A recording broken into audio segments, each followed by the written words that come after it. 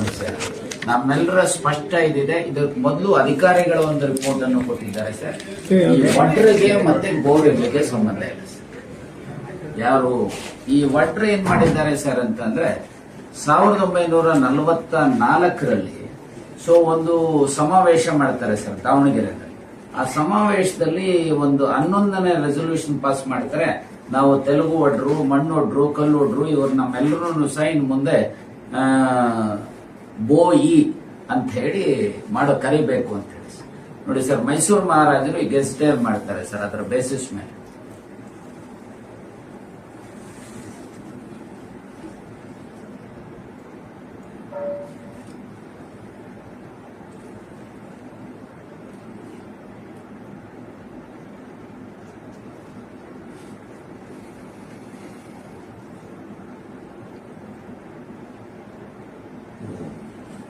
So ಇದಾದ್ಮೇಲೆ ಬೋಯಿ ಅಂತ ಅವ್ರದ್ದು ಹೆಸರಾಯ್ತು ಸರ್. ಈ ಬೋಯಿ ಹೋಗಿ ಹೇಗೆ ಬೆಂದಕಾಳೂರು ಹೋಗಿ ಬೆಂಗಳೂರು ಆಯ್ತು, ಹಾಗೆ ಎಲ್ಲ ಬೋವಿಗಳೆಲ್ಲ ಈ ಫೆಸಿಲಿಟೀಸ್ ತಗೊಳ್ಳುವಂತ ದೃಷ್ಟಿಯಿಂದ ಬೋಯಿ ಹೋಗಿ ಬೋವಿ ಅಂತ ಬರ್ಸ್ಕೊಂಡಿದ್ದಾರೆ ಸರ್.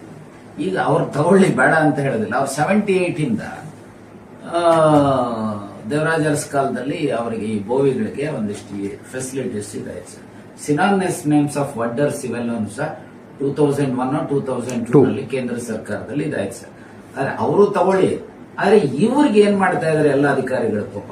ಇವರಿಗೆ ಆ ಕೊಣಂದೂರು ಲಿಂಗಪ್ಪ ಒಬ್ಬರು ಬಿಟ್ರೆ, ಸೊ ಅಲ್ಲೊಬ್ಬ ಇಲ್ಲೊಬ್ಬ ಗ್ರಾಮ ಪಂಚಾಯತಿ ಸದಸ್ಯ ಇರ್ಬೋದು ಸರ್. ಇಷ್ಟು ಬಿಟ್ರೆ ತಾಲೂಕ್ ಪಂಚಾಯತಿ ಇಲ್ಲ, ಜಿಲ್ಲಾ ಪಂಚಾಯತಿ ಇಲ್ಲ, ಯಾವುದೂ ಇಲ್ಲ ಸರ್. ಇವ್ರು ಈ ಸರ್ಟಿಫಿಕೇಟ್ ತಗೊಂಡಿರೋರ್ನ ಬಹಳಷ್ಟು ಜನರನ್ನ ಡಿಸ್ಮಿಸ್ ಮಾಡಿದ್ರೆ, ಸುಳ್ಳು ಸರ್ಟಿಫಿಕೇಟ್ ತಗೊಂಡಿದ್ರಿ ಅಂತ. ನನ್ನ ರಿಪೋರ್ಟ್ ಕೊಟ್ಟಾದ್ಮೇಲೆ ಒಂದಿಷ್ಟು ಜನ ರೀಇನ್ಸ್ಟೇಟ್ ಮಾಡಿದ್ರು ಸರ್. ಆದ್ರೆ ಏನಾಗಿದೆ ಸರ್, ಈ ಎಸ್ಸಿಗಳಲ್ಲೇ ಪ್ರಬಲರಾಗಿರುವಂತ ಈ ಬೋವಿ ಒಡ್ರೆ ಯಾರಿದ್ದಾರೆ ಸರ್, ಅವರು ನಮಗೆ ಸಂಬಂಧ ಇದ್ರೆ ಸಿನಾನಿಮಸ್ ನೇಮ್ಸ್ ಆಫ್ ವಡ್ಡ ಅಂತ ಇದ್ರೆ ಕೊಡಬೇಕು ಅಂತ ಇವರು. ಅರೆ ನಿಮಗಿಂತ ಮೊದಲು ನಾವಿದೀವಪ್ಪ ಎಸ್ಸಿನಲ್ಲಿ. 7 ಜಾತಿಗಳು ಯಾವಾಗ ಎಸ್ ಟಿ ಲಿಸ್ಟ್ ಅಲ್ಲಿ ಇತ್ತು ಪ್ರಾರಂಭದಲ್ಲಿ, ಅವಾಗಲೇ BHO VI ಬೋವಿ ಇವರು ಎಸ್ಸಿ ಸರ್.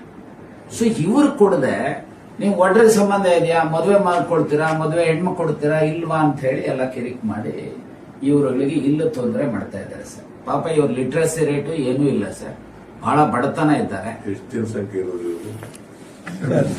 2 ಲಕ್ಷ ಇರ್ಬೋದು ಸರ್ ಮ್ಯಾಕ್ಸಿಮಮ್. ಸರ್ ಇನ್ನೂವರೆಗೆ ನಮ್ಮ ಜನ ತಾಲೂಕು ಲೆವೆಲ್ ಮಟ್ಟದ ತಾಲೂಕು ಪ್ಲೇಸ್ಗಳ ನೋಡಿಲ್ಲ ಸರ್. ಅಷ್ಟು ಅಗ್ದಿ